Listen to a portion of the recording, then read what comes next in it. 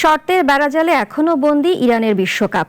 এরই মাঝে হাজার হাজার ভক্ত সমর্থকদের সামনে রেখে বিশ্বকাপের জার্সি উন্মোচন করেছে মধ্যপ্রাচ্যের দেশটি। যুদ্ধের ক্ষত পাশে সরিয়ে হাজারো সমর্থক ইরান জাতীয় ফুটবল দলের বিশ্বকাপ প্রস্তুতির শুরুতে জানিয়েছে নিজেদের সমর্থন।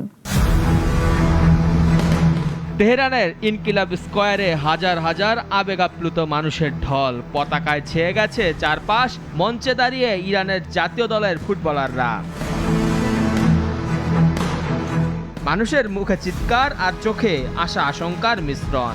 সমস্ত যুদ্ধ, রাজনীতি আর অনিশ্চয়তাকে একপাশে সরিয়ে রেখে নিজেদের ফুটবল বীরদের বিদায় জানাতে জড়ো হয়েছেন হাজারো ইরানি।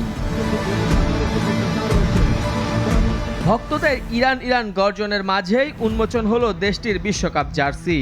ইরান ফুটবল ফেডারেশনের সভাপতি মেহেদি তাজ মন খুলে বললেন, গত 4 বিশ্বকাপের মধ্যে এটাই তাদের সেরা বিদায় সংবর্ধনা।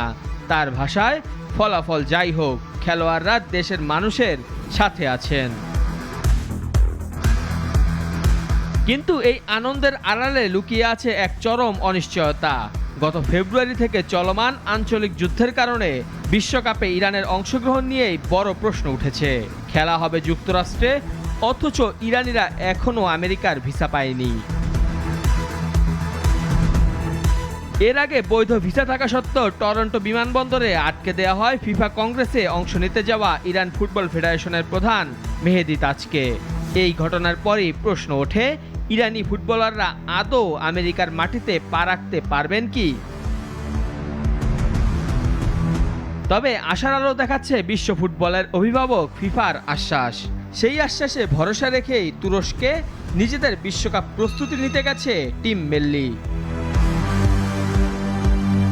আগামী 15 জুন লস অ্যাঞ্জেলসে নিউজিল্যান্ডের বিপক্ষে বিশ্বকাপের প্রথম ম্যাচ ইরানের। গ্রুপ জিততে তাদের বাকি সঙ্গীরা হলো বেলজিয়াম ও মিশর। মেহেদি হাসান মুন্না, নাগরিক।